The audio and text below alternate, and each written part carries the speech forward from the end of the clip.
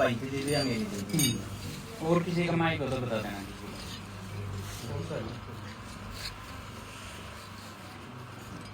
जितने साथी जो भी इस वीडियो को इस वक्त देखने लग रहे हैं, हमारे हरियाणा के अमामपुर गांव के अंदर एक ऐसे शेर ने जन्म लिया था जो उम्र में हमारे से छोटा था, जिसका नाम रोहित धनखड़ था। हमारे बीच में उस भाई का फोटो भी देखने लग रहे हो, काफी टाइम तक आप पोस्ट भी देखने लग रहे हो, जिनके पिताजी का पहले ही स्वर्गवास हो गया था। घर में इकलौता लड़का था जिसकी जान ले ली कुछ हत्यारों ने। और ये भाई नेशनल इंटरनेशनल में इसके 7 मेडल थे, 7 से 8 मेडल, इसके सर्टिफिकेट, ये जहां भी गया उस चीज के सारे हमारे पास सारी चीजें हैं। लेकिन सबसे बड़े दुख की बात है, संपूर्ण हरियाणा को एक बात कहना चाहूंगा, जितनी नेशनल मीडिया उनको एक बात कहना चाहूंगा, आप इस वीडियो को गौर से देखना। एक माँ जिसका एक आखिरी सहारा था, जो विधवा पहले हो चुकी थी, आज के टाइम में उसने अपना बेटा भी खो दिया। बेटा खोने का कारण भीड़ में कुछ ऐसे आवारा तत्व होते शादी के अंदर, जिन्होंने 20-25 जिन्होंने इकट्ठा होके अकेले लड़के पे हमला कर दिया और इस भाई की जान चली गई। सबसे बड़ी दुख की बात यह है, जो हमारी नेशनल मीडिया, जिसको हम चौथा स्तंभ कहते हैं, उन लोगों के पास जमीन के मुद्दे उठाने के लिए समय तक नहीं है। जो हमारी हरियाणा सरकार है, इस वीडियो को सबसे पहले उनके पास तक पहुंचाना। जो हमारे सीएम साहब है, उनको बताना चाहता हूं, आपके क्षेत्र के अंदर, आपके हरियाणा के अंदर क्राइम इस हद तक बढ़ रखा है।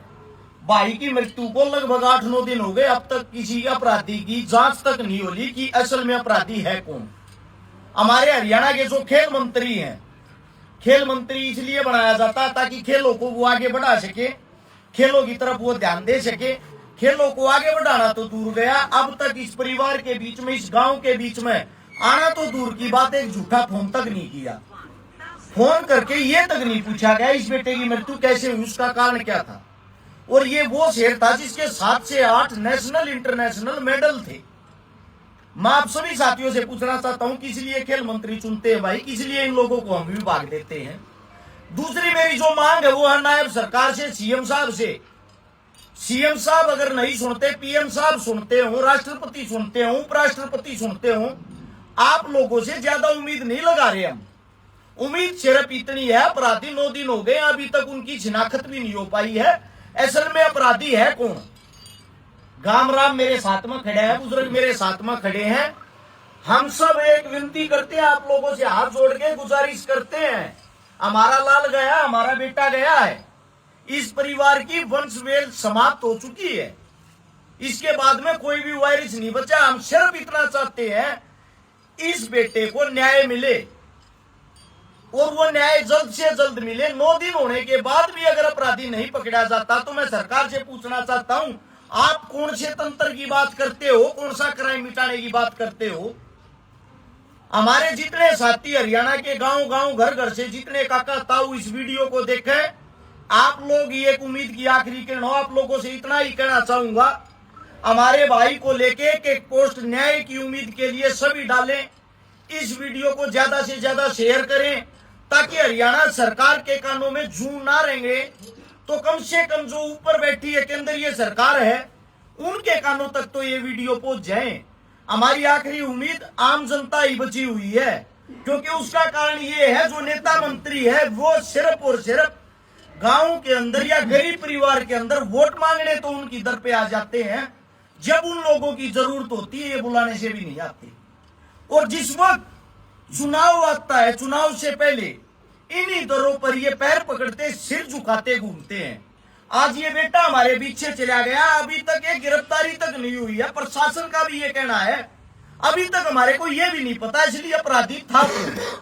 लगभग जो बताया जा रहा है, वहां पे जो साथी थे, जो देख रहे थे, गुप्त सूत्रों से जो पता लगता है, कम से भी कम 25 आदमी थे।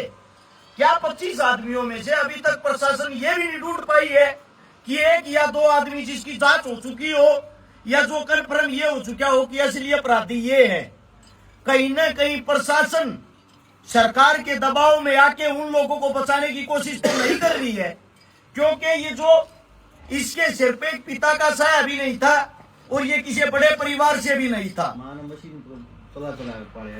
इसकी माता जी जो उसने मशीन चला चला कर अपने बच्चे का गुजारा कराया, आज वो बच्चा भी इसको छोड़ के चला गया। आप लोगों से सिर्फ इतनी गुहार लगाते हैं, हमारे को पता है मंत्री साहब, खेल मंत्री साहब, सीएम साहब, आप लोगों की इतनी औकात तो है नहीं कि इस घर के अंदर आकर दुख में साथ जाओ उसके, ना ही आप लोगों के पास एक गरीब की दर पे आने का टाइम होता।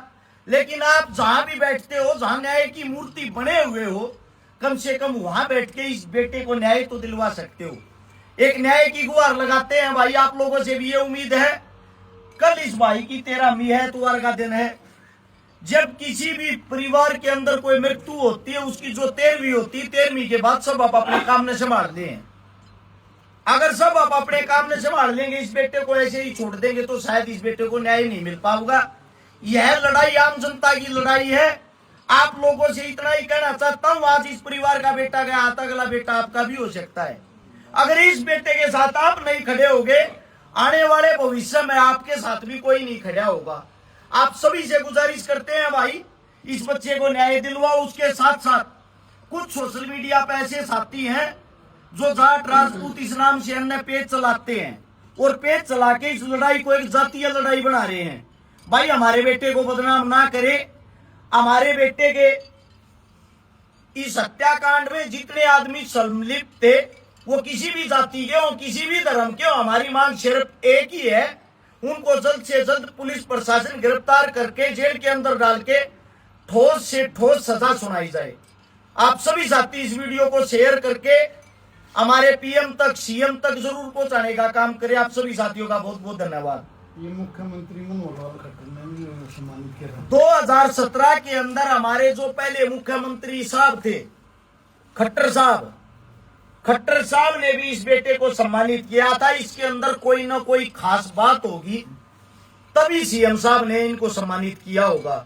मैं उन पुराने अपने पूर्व सीएम है जो हमारे खट्टरलाल जी, उनसे भी एक विनती करता हूं, जिस बेटे को आपने शाबाशी दी थी, वो बेटा आज इस दुनिया के बीच नहीं रहा। खट्टर साहब, अगर आप सुनते हो तो कृपया करके इस बेटे को न्याय दिलवाने का कार्य करें। आपके हम सदैव आभारी रहेंगे। कम से कम एक न्याय मांग रहे, वो न्याय तो दिलवा दो।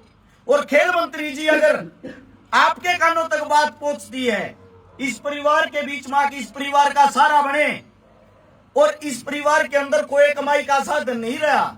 इसकी एक बहन है, हम उम्मीद ये करते हैं उस बहन को, इस परिवार को और ना तोड़ा जाए, इसलिए उस बहन को एक आस उम्मीद की किरण मानते हुए कम से कम कोई ऐसी नौकरी दी जाए जिससे इस परिवार का पेट पड़ जाए।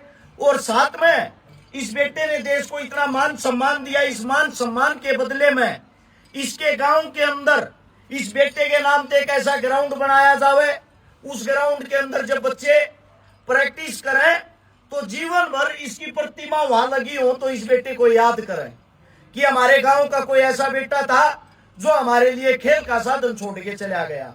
आप सभी साथियों से छोटी सी मांग है, कृपया करके इस मांग पे गौर करें। आप सभी का धन्यवाद। एक फोटो